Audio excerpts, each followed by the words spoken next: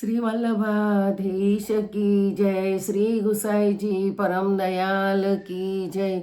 श्याम सुंदर श्री यमुने महाराणी की जय। श्री हरिराय महाप्रभु की जय। ગોકુલ નાથ કી જય।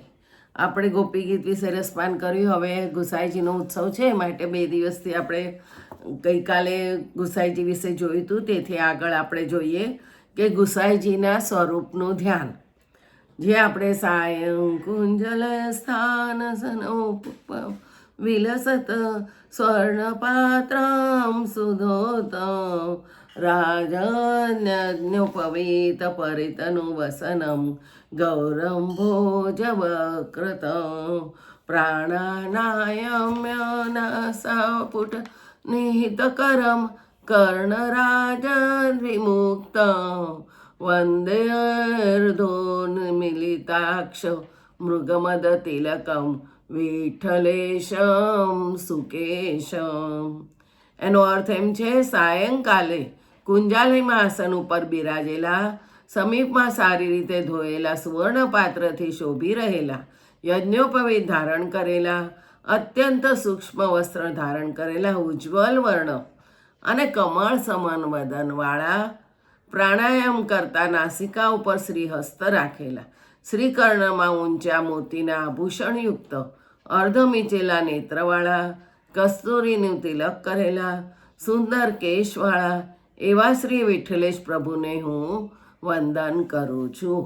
આપણે રોજ આ ગુસાઈજીનું સર્વનું ધ્યાન બોલીએ છીએ, પણ ઘણાને એનો અર્થ ખબર નથી હોતો, એટલે મને એમ થયું કે આપણે અર્થ સાથે કહીએ તો સારું।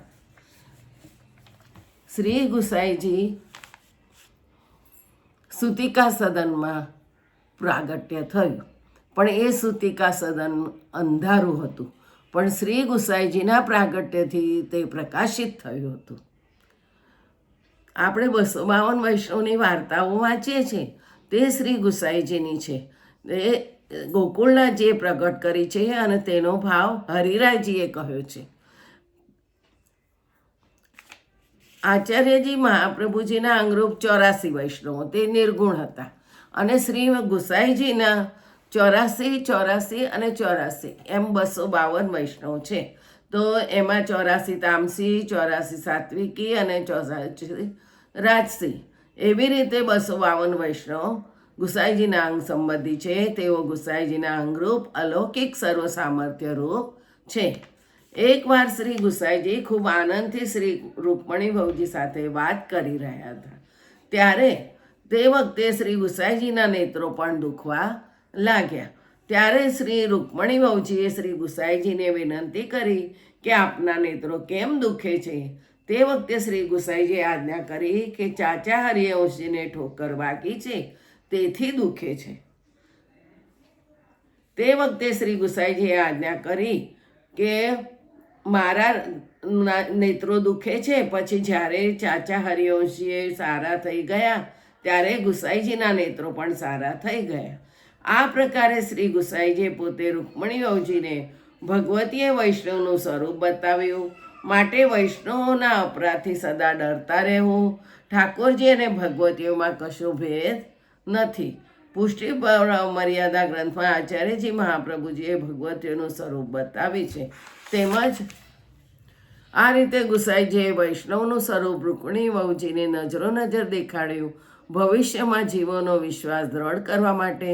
તેથી ભગવતીય વૈષ્ણવની જાત જાતની ક્રિયાઓ દેખાય તો પણ બીજી કશી વાત કદી ન વિચારવી। ગુસાઈજીના સેવક 252 વૈષ્ણવની વાર્તામાં શ્રી ગોકુલનાથજીએ જે ગૂઢ આશય કહ્યો છે, તે પુષ્ટિ માર્ગે વૈષ્ણવને સમજાવવા માટે શ્રી હરિરાયજી થોડોક ભાવ પ્રગટ કરે છે। તેમજ પ્રથમ સેવક નાગજી ભટ્ટ, જેમને શ્રી ગુસાઈજી પોતે નાગિયા કહી બોલાવતા, તેમની પહેલી વાર્તા આવે છે। નાગિયા એટલે નાગ, જેમ શેષનાગના હૃદય પર વિષ્ણુ શયન કરે છે, તેમ શ્રી ગુસાઈજી નાગજી ભટ્ટના હૃદયમાં હંમેશા કાયમ માટે બિરાજે છે। ક્યાંક એવી શંકા થાય કે ગુસાઈજી પોતે તો ભક્ત વત્સલ છે અને તેથી બધા જ ભક્તોના હૃદયમાં બિરાજે છે, તો પછી નાગજી ભટ્ટને નાગ કેમ કહ્યો? એનો ઉત્તર એ કહે છે કે સુબોધિનીજીમાં મંગલાચરણની પ્રથમ કારિકામાં આચાર્યજીએ બતાવ્યું છે કે નમામી હૃદય શિશે લીલા ક્ષીરાબ્ધિ શાયીનમ લક્ષ્મી સહસ્ત્ર લીલાભી સેવ્યમાનમ કલાનિધિ.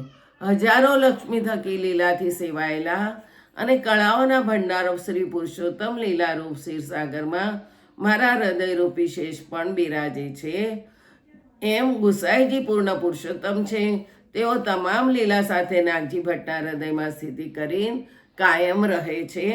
આ ભાવથી શ્રી ગુસાઈજી નાગજી ભટ્ટને નાગ્યા કહેતા. નાગજી ભટ્ટ પણ તામસ ભક્ત છે. તામસ ભક્તને શ્રી ઠાકોરજીના પ્રગટ દેખાતા સ્વરૂપમાં આસક્તિ ખૂબ રહે છે.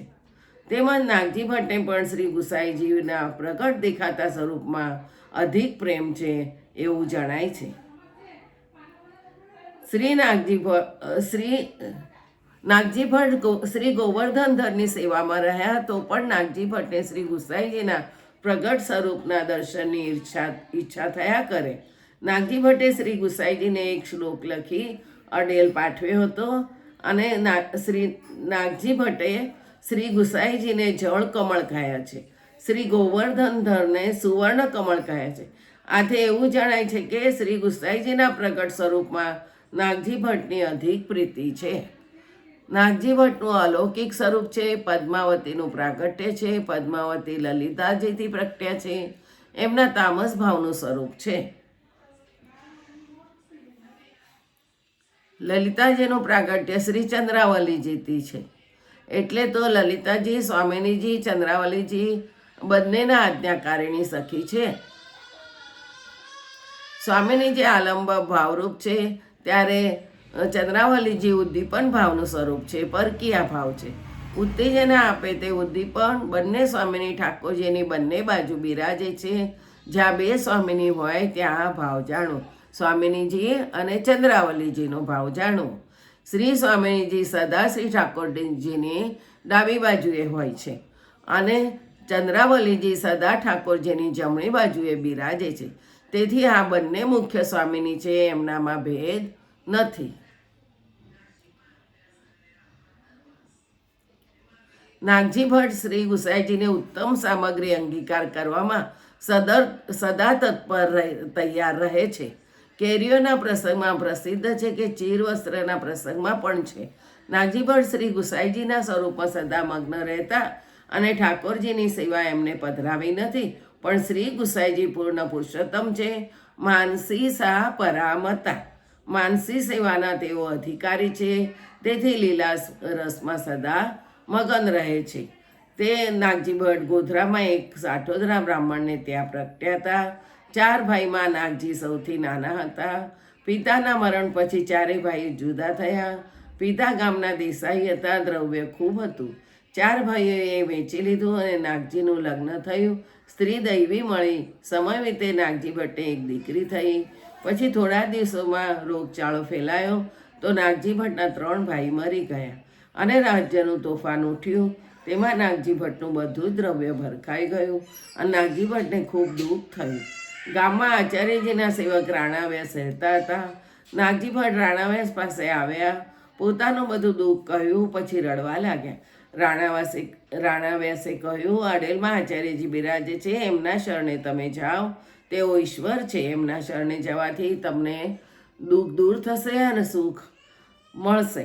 આ લોક પરલોક બંનેમાં સુખ પામશો.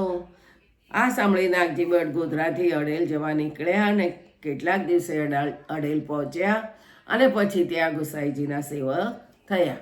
જય જય શ્રી ગોકલેશ. બીજો આવતીકાલે.